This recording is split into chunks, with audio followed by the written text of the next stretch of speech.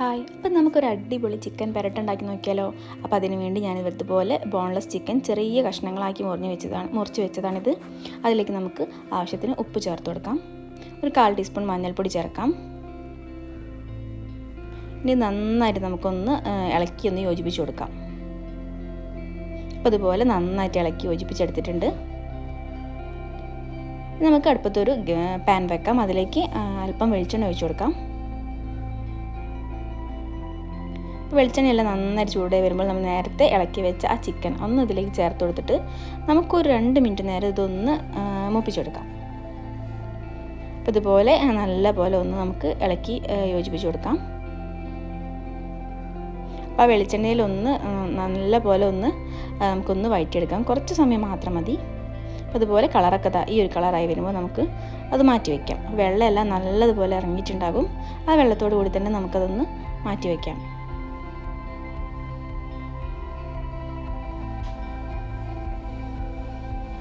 ഇനി അതേ പാനിലേക്ക് നമുക്ക് വീണ്ടും കുറച്ചുകൂടി വെളിച്ചെണ്ണ ഒഴിച്ച് കൊടുക്കാം.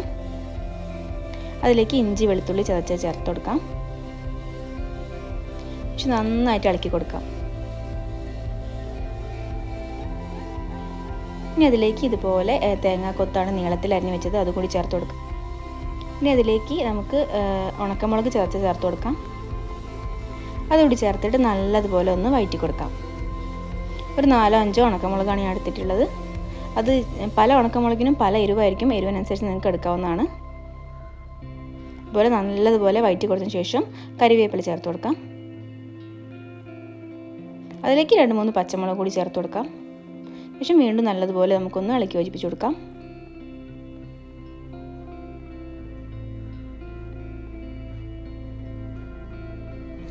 അപ്പോൾ നല്ലതുപോലെ നമ്മൾ ഇളക്കി യോജിപ്പിച്ച് കൊടുത്തിട്ടുണ്ട്. ഇനി അതിലേക്ക് 2 മീഡിയം സൈസ് സവാള ചോപ്പ് ചെയ്തത് കൂടി ചേർത്ത് കൊടുക്കാം. അതിലേക്ക് നമുക്ക് അതിനാവശ്യത്തിനുള്ള ഉപ്പ് കൂടി ചേർത്ത് കൊടുക്കാം. ശേഷം നല്ലതുപോലെ നമുക്ക് ഒന്ന് വഴറ്റിയെടുക്കാം. ഉള്ളിയെല്ലാം നല്ലതുപോലെ നമുക്കൊന്ന് വഴറ്റിയെടുക്കാം.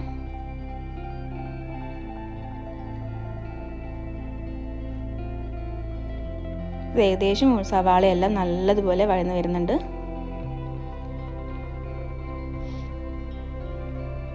ഏകദേശം അതുപോലെ വഴന്നു വന്നാൽ നമുക്ക് അതിലേക്ക് 2 തക്കാളി ചെറിയ കഷ്ണങ്ങളാക്കി അരിഞ്ഞ് വെച്ചത് അതുകൂടി ചേർത്ത് കൊടുക്കാം. ശേഷം വീണ്ടും നല്ലതുപോലെ ഇളക്കി കൊടുക്കാം. തക്കാളി എല്ലാം ഇതിൽ നല്ലതുപോലെ ഒന്ന് ഉടഞ്ഞു വരണം. അതിനുവേണ്ടി നമുക്കൊന്ന് ഒരല്പസമയം ഒന്ന് അടച്ചു വെച്ച് വേവിച്ചെടുക്കാം. തുറന്നു നോക്കിയത് അതുപോലെ നല്ലതുപോലെ തക്കാളി എല്ലാം നല്ലതുപോലെ ഉടഞ്ഞു വന്നിട്ടുണ്ട്. ഇനി അതിലേക്ക് ഒരു 1/4 ടീസ്പൂൺ മഞ്ഞൾപ്പൊടി ചേർക്കാം. ആവശ്യത്തിന് മുളക് പൊടി നിങ്ങളുടെ എരിവിനനുസരിച്ച് ചേർക്കാവുന്നതാണ്. എന്നോട് 2 ടീസ്പൂൺ മുളക് പൊടിയും 1 ടീസ്പൂൺ കുരുമുളക് പൊടിയും ചേർത്തിട്ടുണ്ട്. ഒരല്പം ഗരം മസാല അതുകൂടി ചേർക്കാം. ഇതുകൂടി ചേർത്തതിന് ശേഷം നല്ലതുപോലെ ആ പൊടികളുടെ എല്ലാം പച്ചമണം മാറുന്നത് വരെ നമുക്ക് നല്ലതുപോലെ ഇളക്കി കൊടുക്കാം.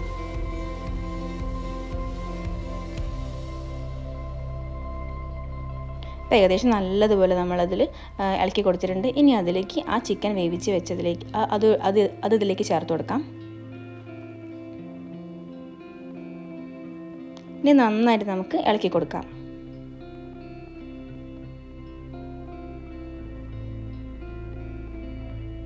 അതുപോലെ നല്ലതുപോലെ നമ്മൾ മിക്സ് ആക്കി എടുത്തിട്ടുണ്ട്.